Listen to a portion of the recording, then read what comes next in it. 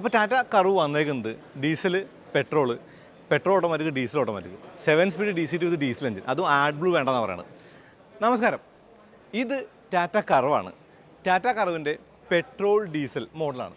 അപ്പോൾ അതിൻ്റെ സ്പെക്കോ അല്ലെങ്കിൽ ആ ഒരു കാര്യങ്ങളൊക്കെ തന്നെയും പറഞ്ഞിട്ടുണ്ടെങ്കിലും കൂടുതൽ ആ ഒരു ഫോക്കസ് നമുക്ക് ജീവിക്കാം. അപ്പോൾ വന്നിട്ടുണ്ട്, EV ഡ്രൈവ് നമ്മൾ ചെയ്യാൻ പോകാം. അപ്പോൾ എന്തായാലും കർവിൻ്റെ ഈ ഒരു വേഷനോട് കണ്ട സ്ഥിതിക്ക് ഒരു ചെറിയ ബാക്ക്ഗ്രൗണ്ട് ചെയ്യാം. എന്തൊക്കെയാണ് ഈ വണ്ടിക്ക് അകത്തുള്ളതെന്ന് പറയാം, എന്താണ് ഇതിൻ്റെ ഒരു സ്പെക്ക് എന്ന് പറയാം, അല്ലെങ്കിൽ ഈ കാര്യങ്ങളൊക്കെ തന്നെ പറയാം. അപ്പോൾ വണ്ടി പ്രാന്തൻ്റെ പുതിയ വീഡിയോയിലേക്ക് സ്വാഗതം. ഇതാണ് ടാറ്റ കർവിൻ്റെ ആദ്യ ലുക്ക്.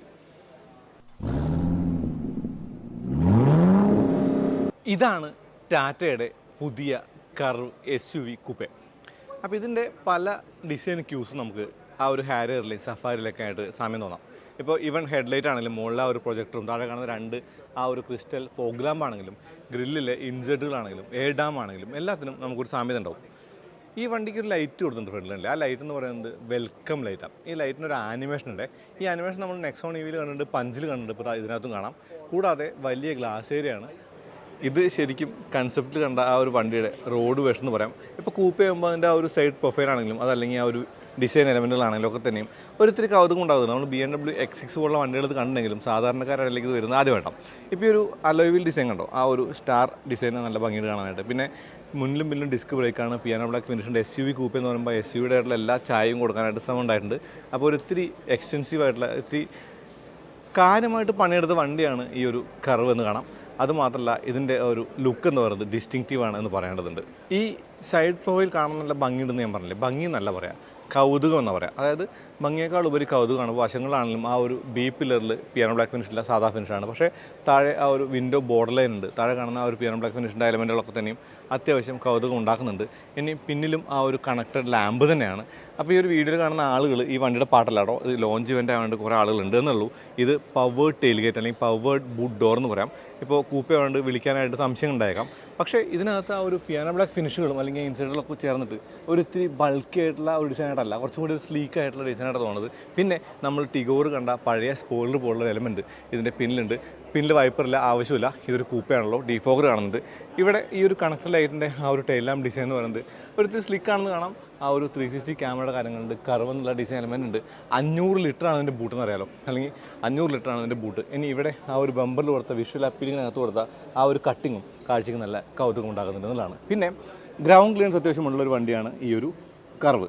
കർവിൻ്റെ ടെയിൽ പൈപ്പ് പുറത്ത് കാണുന്നില്ല. ഇവിടെ ആ ഒരു എലമെൻറ്റ് കണ്ടോ, ആ ഒരു സ്കിഡ് പ്ലേറ്റ് പോലുള്ള എലമെൻറ്റ്, അതും ഒരിത്തിരി കൗതുകം ഉണ്ടാകുന്നുണ്ട് എന്നുള്ളതാണ്. ഇതിൻ്റെ മുകളിലേക്ക് നോക്കിയാൽ ശരിക്കും ആ ഒരു റൂഫിൻ്റെ ആ ഒരു കാര്യം കാണാം.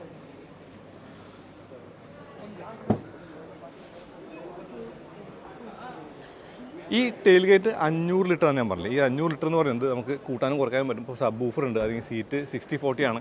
ഇവിടെ ലൈറ്റ് ഉണ്ട്, ഹുക്കുകളുണ്ട്, അങ്ങനെയുള്ള എലമെൻറ്റുകൾ തന്നെ കാണാം. പിന്നെ ഇതിൻ്റെ ഉള്ളിൽ ഇപ്പോൾ കർവിൻ്റെ ആ ഒരു ബൂട്ട് പൊക്കി കഴിഞ്ഞാൽ ഈ ഒരു വീല് അലയല്ല, അത് സ്പെയർ വീൽ സ്റ്റീലാണ്. അതിൽ ടൂളും ആ ഒരു എലമെൻറ്റുകളൊക്കെ തന്നെ കാണാൻ, ഈ ആ ഒരു വാണി കിട്ടാങ്ങളൊക്കെ തന്നെ കാണാം.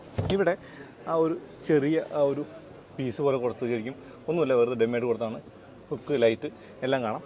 ഇനി ഈ ഒരു ബൂട്ടിൻ്റെ ആ ഒരു ബട്ടൺ കണ്ടോ, ഈ ബട്ടണിലാണത് ലോക്ക് ചെയ്യുക. ഈ വണ്ടിയുടെ മറ്റൊരു പ്രത്യേകത എന്ന് പറയുന്നത് ആ ഒരു XUVയിലൊക്കെ കണ്ട ഡോർ ഹാൻഡിലാട്ടോ. ഈ ഡോർ ഹാൻഡിൽ പ്രസ് ചെയ്ത് തുറക്കാം. ഇതാണ് അതിൻ്റെ റിയർ സീറ്റ്. Rear AC വെൻറ്റുകളുണ്ട്. ഈ ഒരു സീറ്റിൻ്റെ ഡിസൈനൊക്കെ കാണില്ലേ.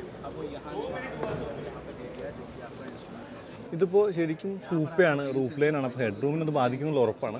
പിൻകാഴ്ചയും അത് ബാധിക്കും. 2 ഹെഡ് റെസ്റ്റേ ഉള്ളൂ, 3 ഇല്ല.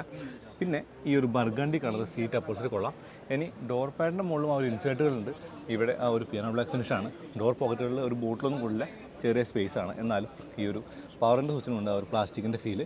പിന്നെ ഇത് പ്ലാസ്റ്റിക് അല്ല, ഇതൊരു റാപ്പിംഗ് ആണ്.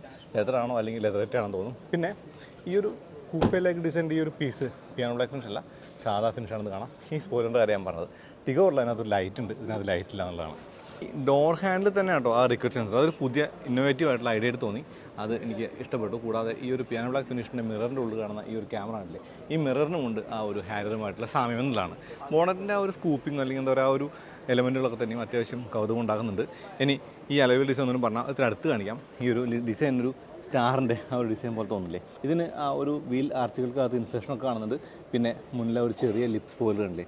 എനിക്ക് ശരിക്കും ആ ഒരു ഉയരം, അതായത് ആ ഒരു ഗ്രൗണ്ട് ലെൻസ് ആണ് ഇവിടെ കാണിക്കാൻ പറ്റുക. പിന്നെ സഫാരിലും ഹാരിലും കണ്ടുപോലുള്ള ആ ഒരു ലെറ്ററിങ് ഉണ്ടല്ലോ, അത് കർവിനുമുണ്ട്. കർവിൻ്റെ മുന്നിലാണ് ലെറ്ററിങ് എന്നുള്ളതാണ്. മുന്നിലെ ഡോർ പാഡിനും ആ ഒരു പിയാനോ ബ്ലാക്ക് ഫിനിഷ് ഉണ്ട്, ബോട്ടിൽ ഹോൾഡർ ഉണ്ട്, ആ ഒരു സ്പേസ് കാണാം. ഇവിടെ അംബ്രല്ല ഹോൾഡർ കാണാം, ടാറ്റയുടെ ആ ഒരു ട്രഡീഷനാണ്. ഒരു ചെറിയ സ്റ്റോറേജ് സ്പേസ് ഉണ്ട്. ഇവിടെ ആ ഒരു എന്താ പറയുക, നമ്മുടെ ബ്രേക്ക് പെഡലാണ്, ഓട്ടോമാറ്റിക്കാണ്, DC 7 സ്പീഡാണ്, വെന്റിലേറ്റർ സീറ്റാണ്, പവേർഡാണ് സീറ്റ്. ഇതിൻ്റെ അപ്പോൾസറി കളറൊക്കെ കൊള്ളാം.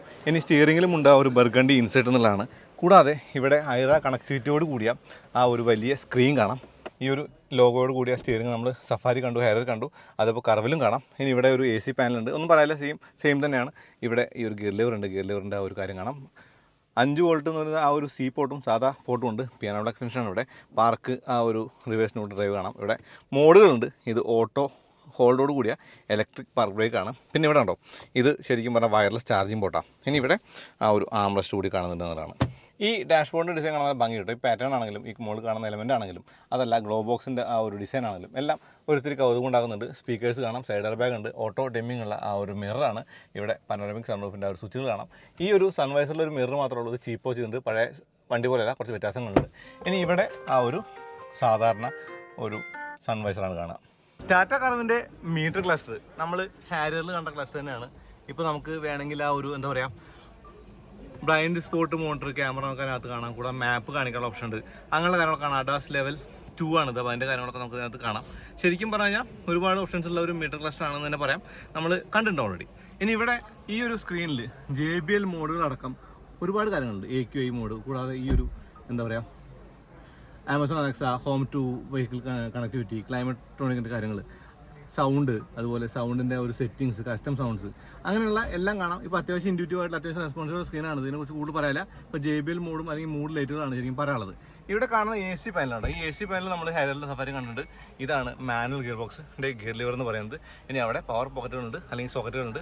ഇനി സൺറൂഫ് ഓപ്പൺ ആണോ, ഇങ്ങനെയാണ് സൺറൂഫ് ഓപ്പൺ ആയി കാണാൻ പറ്റുക. ടാറ്റ കർവിൻ്റെ ഏറ്റവും വലിയ പ്രത്യേകത എന്ന് പറയുന്നത് ഡീസൽ പെട്രോൾ എഞ്ചിനുകളും EVയും ഉണ്ട് എന്നുള്ളതാണ്. അപ്പോൾ 250 Nm ടോർക്കുള്ള പെട്രോൾ ടർബോ 1.2, കൂടാതെ 1.5 ഡീസൽ. ഈ ഡീസലിൻ്റെ കൂടിയും 7 സ്പീഡ് DC ഉണ്ട് വിത്ത് പാഡ് ഷിഫ്റ്റർ എന്നുള്ളതാണ്. അപ്പോൾ അതാണ് അതിൻ്റെ കാര്യം.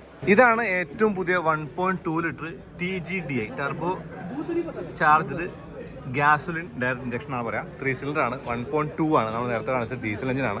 ഇതിൽ ടർബോ വേരിയബിൾ ജോമെട്രിക് ആണ്. ആ വേരിയബിൾ ജോമെട്രിക് ടർബോ എന്ന് പറയുന്നത് ശരിക്കും ഇലക്ട്രോണിക്കലി കൺട്രോൾഡാണ്. കൂടാതെ ഡ്യുവൽ മാസ് ഫ്ലൈ വീൽ ഉണ്ട്, 7 സ്പീഡ് ആ ഒരു DCയുടെ ആ ഒരു ഷിഫ്റ്ററും ഉണ്ട് വിത്ത് പാഡ് ഷിഫ്റ്റർ.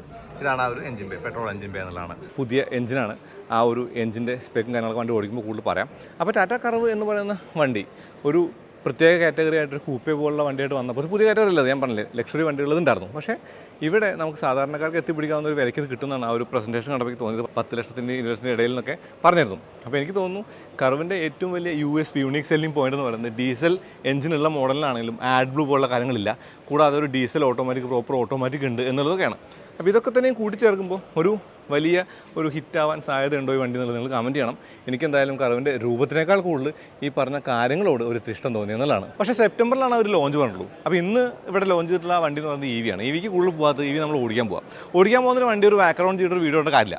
ഇത് സെപ്റ്റംബർ കഴിഞ്ഞ് വരുന്നതുകൊണ്ട് ഇതിനൊരു ഇത്തിരി ഒരു കൗതുകം ഉണ്ടാകും തോന്നിയിട്ടാണ് ഈ ഒരു വീഡിയോ ബാക്ക്ഗ്രൗണ്ട് എടുത്തത്. അപ്പോൾ ഇതാണ് കർവിൻ്റെ ഒരു ബേസിക് രൂപം. അപ്പോൾ ഇത്രയാണ് അതിനെക്കുറിച്ച് പറയാനുള്ളത്. വളരെ ചെറിയൊരു വീഡിയോ ആണ്. എന്തായാലും EVയുടെ വീഡിയോ കാണാം. അതുവരെ നന്ദി, നമസ്കാരം.